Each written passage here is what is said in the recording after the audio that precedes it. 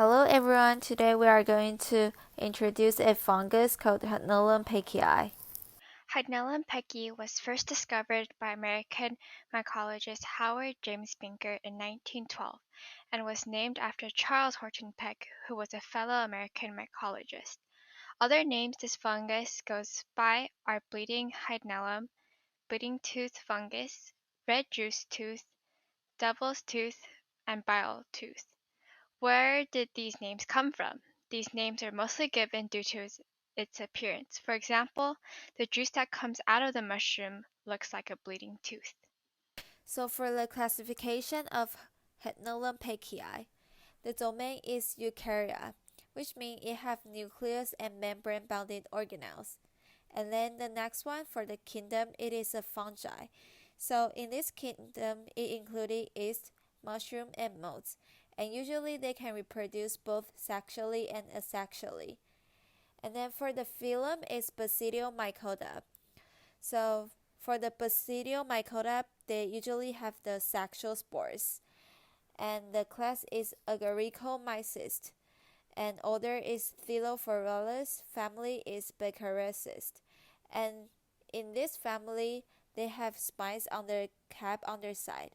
And then the next one, the genus is Hydnellum, and lastly, the species is Hydnellum peckii. Here is the general structure of this fungus, which includes the cap, stem, spines, and spores. In the following slides, we will be diving further into the specific structures. The first structure we are going to introduce is the cap. So usually it can grow between 3 to 8 centimeters, but some of them can get up to 15 centimeters.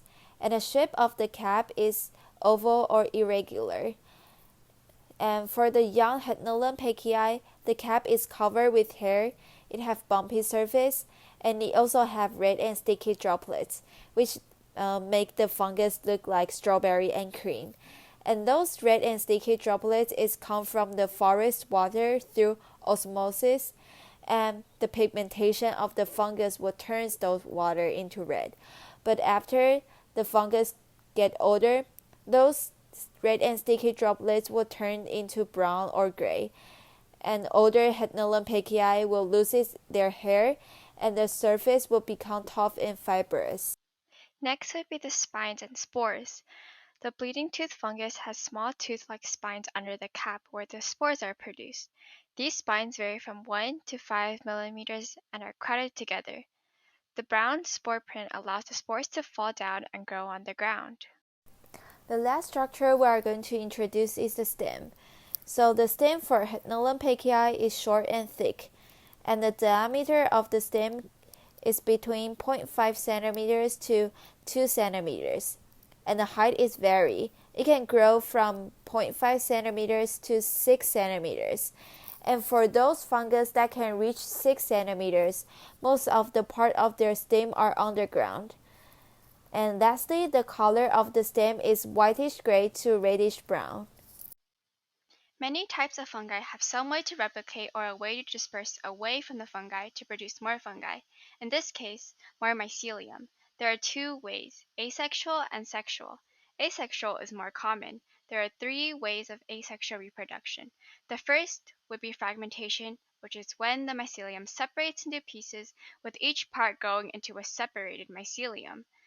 The second would be budding, a type of cytokinesis where a bulge forms on the side of the cell, the nucleus divides mitotically, and the bud ultimately detaches itself from the mother cell. The third would be through spores. This mushroom has sporocaps, where spores are formed, then dispersed to create more fungi. There are 2 ways of sexual reproduction, homothallic or heterothallic.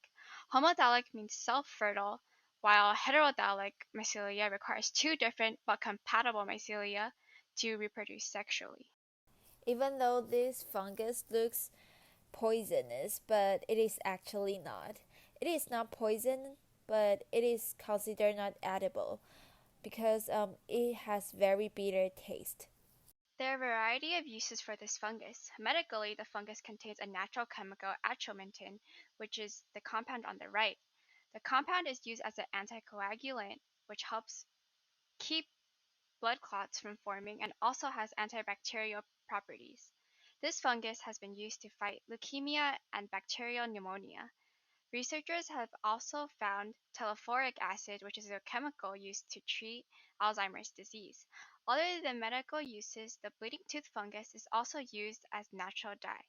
The fungus is dried and used as beige dye or mixed in with other substances like iron to create blue colors. If you want to find Hydnellum peckii, you can find in Pacific Northwest and Europe, especially in Italy, Germany, and Scotland, but it is rare in Norway, Netherlands, and Czech Republic. You can also find them in Iran and South Korea. Where can we find them? The Hydnellum peckii likes to grow in the mature and rich forests with rich soils. Here, there is plenty of organic material and mosses, which makes a plentiful supply of carbon dioxide or CO2, which fungus likes.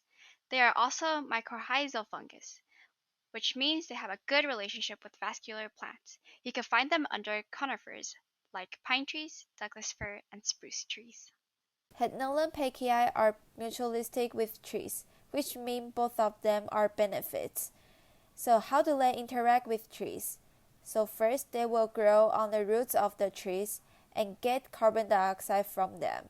Then the fungus will produce enzyme and help sending back minerals and nutrients like nitrogen, potassium, and phosphorus back to the tree.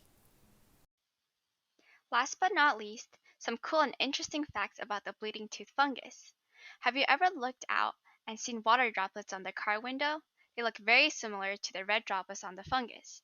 When comparing the water droplets and red droplets of the fungi is actually sticky like honey. Despite being extremely bitter, another dessert name inspired by the contrasting light beige and bright red droplets is strawberry and cream.